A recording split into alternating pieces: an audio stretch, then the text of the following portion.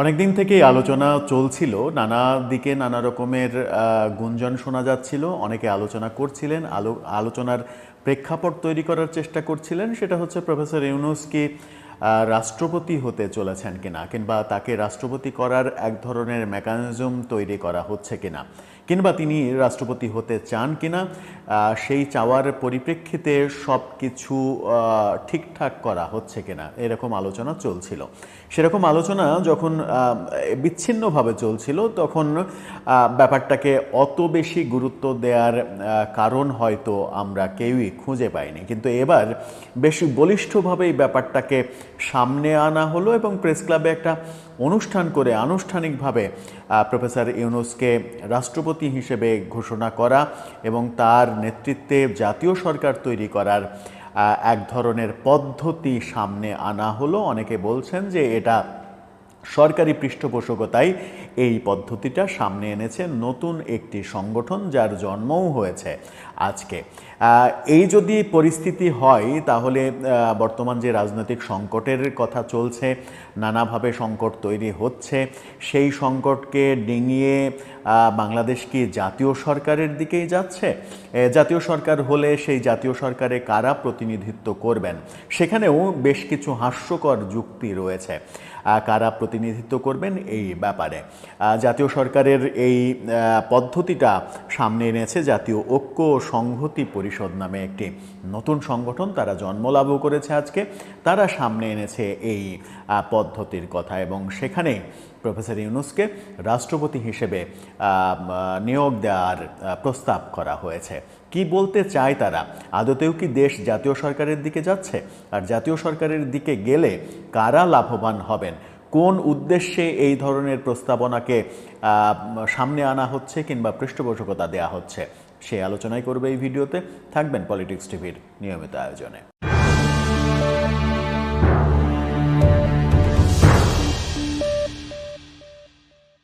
দর্শক, পলিটিক্স টিভির নিয়মিত ভিডিওগুলো স্পন্সর করছে প্রজাপতি.টিভি, নতুন ওটিটি প্ল্যাটফর্ম। আপনারা চাইলে ইউটিউবে, ফেসবুকে, ইনস্টাগ্রামে, টিকটকে দেখে নিতে পারেন।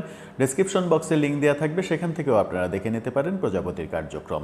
চলে যাচ্ছি মূল ভিডিওতে। বলছিলাম জাতীয় সরকারের থিওরি সামনে আনা হয়েছে আজকে প্রেস ক্লাবে একটা অনুষ্ঠানের মাধ্যমে। এই নতুন সংগঠনটি জাতীয় ঐক্য সংহতি পরিষদ, তারা ব্যাপারটাকে সামনে এনেছে এবং সেখানেই তারা বলছে প্রফেসর ইউনূসকে রাষ্ট্রপতি করতে হবে এবং সুজনের যিনি কর্ণধার, এনজিও কর্মী এবং বাংলাদেশে এনজিওর টপ লেভেলের কর্মী হিসেবেই তিনি, এনজিও নেতা হিসেবেই তিনি পরিচিত এবং বর্তমান সরকারের যে সংস্কার কমিশন, সেই সংস্কার কমিশনে তিনি কাজ করছেন, বদিউল আলম মজুমদার, তাকে উপরাষ্ট্রপতি করার থিওরি সামনে আনা হয়েছে।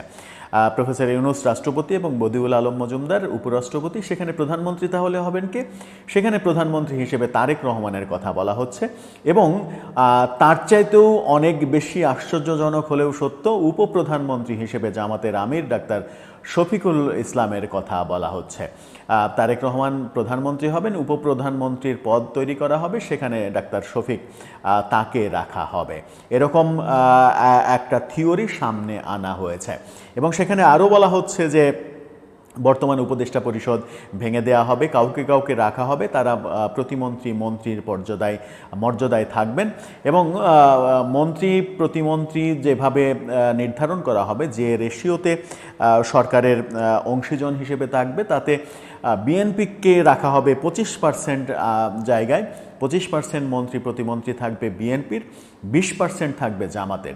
বিএনপি যদি 25% হয় তাহলে জামাত 20%, এবং তারপরে হচ্ছে এনসিপি 15%।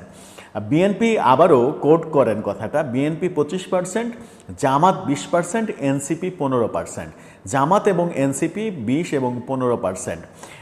এই হচ্ছে তাদের ইকুয়েশন। তার মানে হচ্ছে যে এনসিপিকে তারা অনেক বড় দল হিসেবে সামনে আনতে চায়, যারা কিনা এখন পর্যন্ত যাদের গঠনতন্ত্র তৈরি হয়নি, যারা নিবন্ধনের জন্য নির্বাচন কমিশনে আবেদন করেননি, তাদেরকে 15% মন্ত্রীর জায়গা দেয়া হবে এবং বিএনপির জামাতের মাঝে দলগত শক্তিতে যোজন যোজন পার্থক্য থাকা সত্ত্বেও বিএনপিকে 25% দেওয়া হবে আর জামাতকে 20% দেওয়া হবে। এই থিওরি সামনে আনা হয়েছে।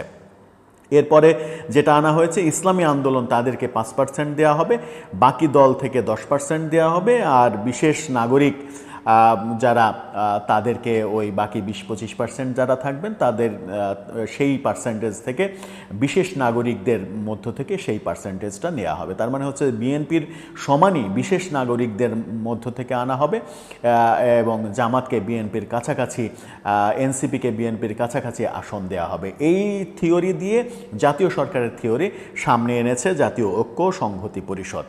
এখন ব্যাপারটা কি ক্লিয়ার না যে এই যে সামনে তারা আনলো, এরা কারা, এরা কাদের পৃষ্ঠপোষকতায় এই কাজটা করছেন, এই আলোচনাটাকে উস্কে দেওয়ার চেষ্টা করছেন। যদি জাতীয় সরকারই আসে তাহলে জাতীয় সরকার এই আলোচনাও হচ্ছে যে কতদিন মেয়াদি হবে, 5 বছর নাকি 3 বছর নাকি তারও বেশি মেয়াদি এই সরকার হবে, তারপরে নির্বাচনের প্রসঙ্গ আসবে। তার মানে হচ্ছে নির্বাচনের ব্যাপারটা থেকে যে কোনো কৌশলে যে কোনো আলোচনায় নির্বাচন থেকে দূরে থাকা যায়, এই ব্যাপারটা বারবার সামনে আনা হচ্ছে। এই ব্যাপারটাতে কারা পৃষ্ঠপোষকতা করছেন, কারা, আমরা একদিন আগেই তো দেখেছি যে জুলাই ঐক্য তারা 10-12 জন কর্মী নিয়ে মার্চ ফর ইউনুস এরকম একটা মিছিল করেছে শাহবাগে। এটা প্রফেসর ইউনুসের জন্য কি সম্মানজনক হয়েছে? সম্মানজনক হয়নি একেবারেই।